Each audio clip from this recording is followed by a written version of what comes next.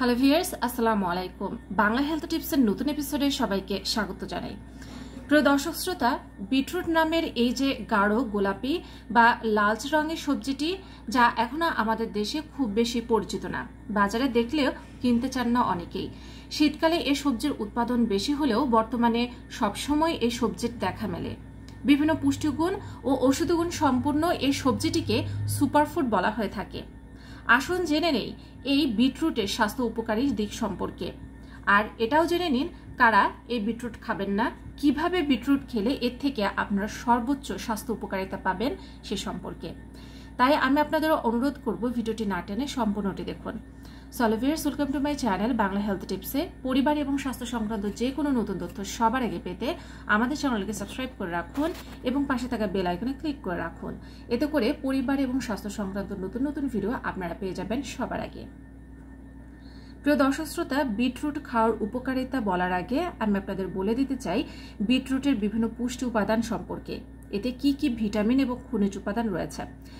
Iron, zinc, iodine, calcium, magnesium, manganese, folate, vitamin A, vitamin B, vitamin C, আরও অনেক পুষ্টি উপাদান আছে এতে, তাই একেই সুপারফুড বলা হয়ে থাকে।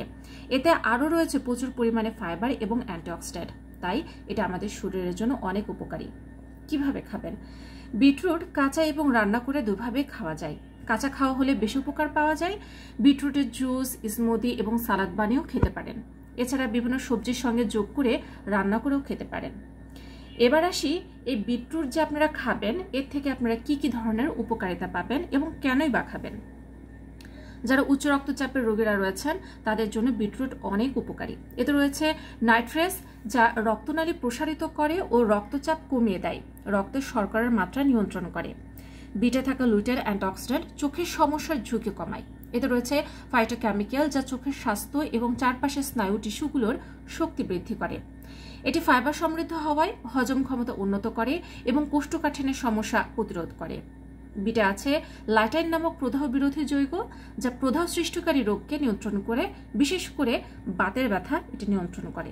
এটা অন্ত্রে ভালো ব্যাকটেরিয়ার পরিমাণ বৃদ্ধি করে রোগের বিরুদ্ধে লড়াই করতে সাহায্য করে। বিটে থাকা আয়রন রক্তে হিমোগ্লোবিন তৈরি করে রক্ত স্বল্পতার ঝুঁকি কমাতে সাহায্য করে। বিটরুট মস্তিষ্কের রক্ত চলাচল বাড়িয়ে দেয় এবং মস্তিষ্কের কর্মক্ষমতা বৃদ্ধি করে।